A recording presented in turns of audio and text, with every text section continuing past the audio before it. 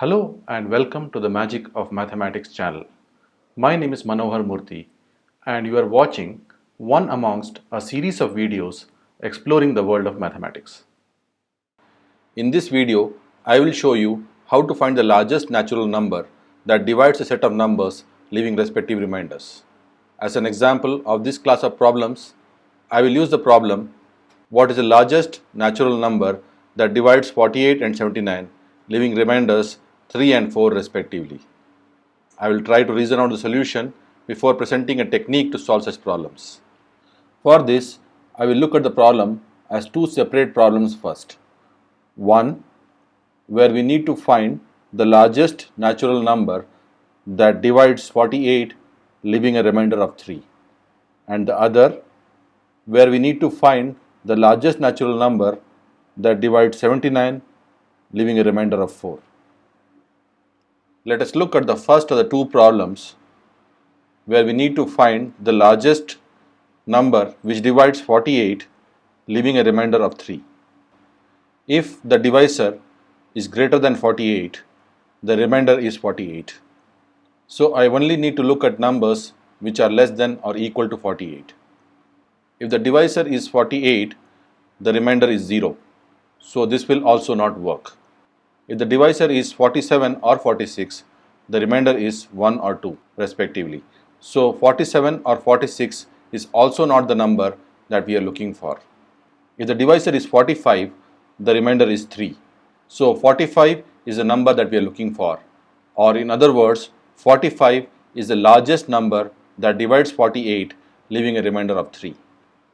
We can see that 45 can be obtained by subtracting the remainder 3 from the given number, namely 48. Let us now look at the second of the two problems, the one where we need to find the largest natural number which divides 79 leaving a remainder of 4.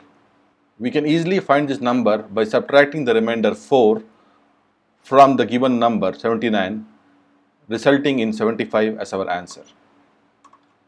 Let us now get back to our original problem where we are trying to find a number that divides 48 leaving a remainder of 3, and the same number should also divide 79 leaving a remainder of 4. In fact, we are not looking at finding any such number, we are looking for the largest such number. Let us now look at the two numbers that we obtained when we looked at our problem as two separate problems. These numbers are 45 and 75. We know that 75 divides 79 leaving a remainder of 4, but we find that when it divides 48, it doesn't leave a remainder of 3. Similarly, 45 divides 48 leaving a remainder of 3, whereas when it divides 79, we find that it doesn't leave a remainder of 4. So neither 45 nor 75 can be our answer. But the question is, can we use these two numbers to obtain our answer? We can see that if a number divides 48 leaving a remainder of 3, it should exactly divide 45. Or in other words, it should be a factor of 45. Similarly, if a number divides 79 leaving a remainder of 4, it should exactly divide 75. Or in other words, it should be a factor of 75. It is clear that we are looking for a number which is a factor of 45 as well as a factor of 75. Or in other words, we are looking for a common factor of 45 and 75. Since our problem asks us to find the largest number which divides 48 and 79 leaving remainders of 3 and 4 respectively, obviously we are looking for the highest common factor, or in other words, the HCF of 45 and 75. Let us now find the HCF of 45 and 75.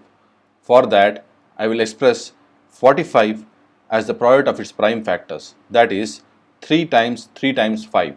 Similarly, I will express 75 as the product of its prime factors, that is 3 times 5 times 5.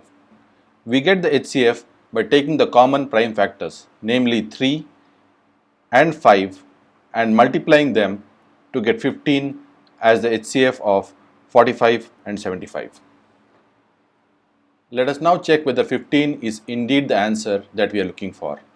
We know that 15 times 3 is 45, and hence if we divide 48 by 15, we will get a remainder of 3. Similarly, 15 times 5 is 75, and hence if we divide 79 by 15, we get a remainder of 4.